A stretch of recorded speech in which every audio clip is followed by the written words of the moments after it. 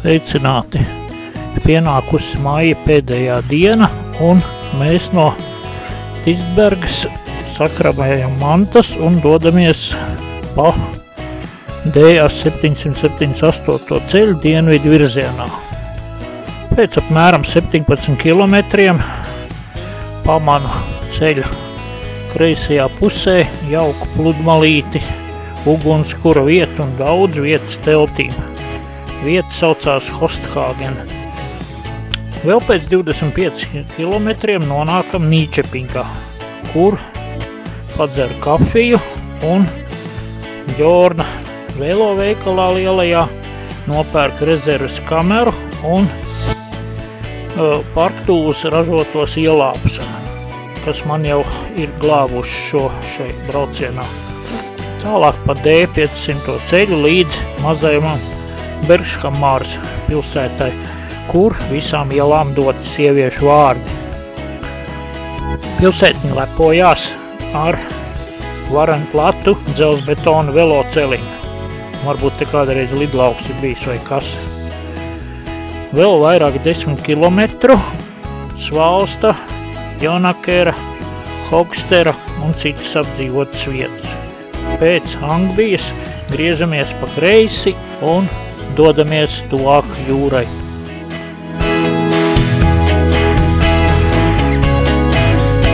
Tagad mēs vienkārši pabrauksim nedaudz pa lieliskajiem Zviedrijas veloceliņiem. Šis ir pirmais, kas man trāpās, un pārējie tādi vairāk vai mazāk garantēti, bija šeit ir kārtīgs asfalts, lai gan jau ar gadiem. Un pie viņiem piestrādāts gar ielas malām ir spuldes, un es pieļauju, ka ziemas tumšajos mēnešos šeit var lieliski slēpot, kas noteikti arī tiek darīts. Zviedri ir ļoti sportiska vispār kompānija. Par to mēs kaut kad vēlāk parunāsim, un es jums izstāstīšu, kas ir Zviedrijas klasika un ar ko tā nodarbojās, pareizāk sakot, ar ko tajā nodarbojās cilvēki.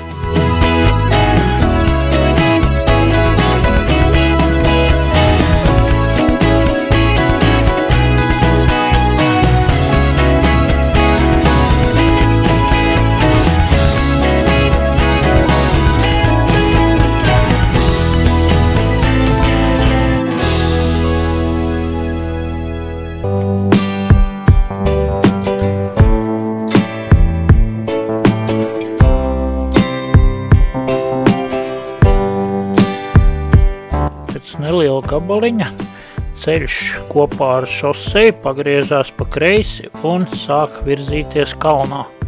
Kalna galā interesanti divstāvu celtne ar plašiem logiem. Un nogāzītē var redzēt velostāvvietu, vispār kaut kas tāds ļoti interesants, visai ietilpīgs, kur nav gadījies redzēt mūsu platumgrādos. Tātad secinājums, šī ir skola, bet tā kā pat robam ir vasara, praktiski maija pēdējā diena, tad school's out for summer, kā to dziedāja kādreiz Alice Coopers. Bet šeit arī veloceliņš beidzās. Interesanti, labi. Pa šoseju tāpatās brauc stundā apmēram 5 mašīnas, tā kā mēs varam mierīgi baudīt autoceļu tālāk. Un neviens mūs par to nevar piesieties.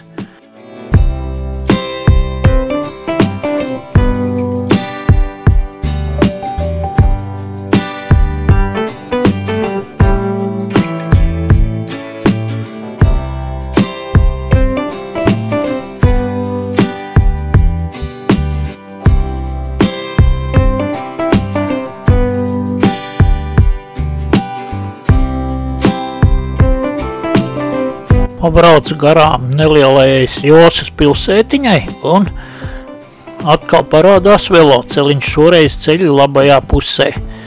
Tātad ar vien tuvāk parādās arī vairāk mašīnas uz šosejas, jo tojās Nīčepinga liela pilsēta samērā. Kamēr mēs tur nonākam, var jums pastāstīt nedaudz par sportošanu Zviedrijā. Zviedru klasiku sastāda 4 disciplīnas. 3 km peldējums, 30 km skrējiens, 60 km slēpošana distanču un 300 km brauciens ar velosipēdu, kurš parasti notiek jūnijā un sākās un beidzās Mūrtalas pilsētā. Lai tāpat Motalu viņa rakstās kartē, bet izrunājās Mūrtala. Starp citu, arī Norvēģijas galvaspilsēta nav nekāda Oslo, bet Ūslu. Tātad par šo Vaternrunden, tā saucamo. Katru gadu tur piesakās vairāk nekā 20 000 dalībnieku. Distances garums ir 315 km un tur ir, protams, tehniskā palīdzība un visas iespējamās medicīniskās un citas lietas. Tā kā vietējie ir sajūsmā par šito visu pasākumu, jo uzreiz ir peļņa visiem, gan viesnīcām, gan kafejnīcām, gan visiem pārējiem ar turismu saistītajiem objektiem. Bet tas ilgst apmēram, jūs varat piemest apmēram, cik ilgā laikā jūs varat ar velosipēdu nobraukt 300 km. Var tur pagulēt pa vidu un var negulēt nedaudz, bet principā tas nav nekas, jo braukšana ir pa šoseju un nekādas tur teltis un citas pakas nav līdz jāņem, tikai dzeramo vajag un kaut kādus ēdamos.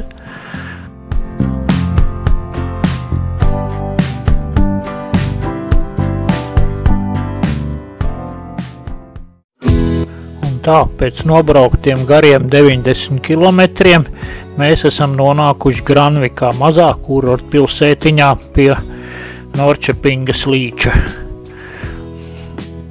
Šeit ir jauks zāliens, šeit ir galdiņš ar soliņiem.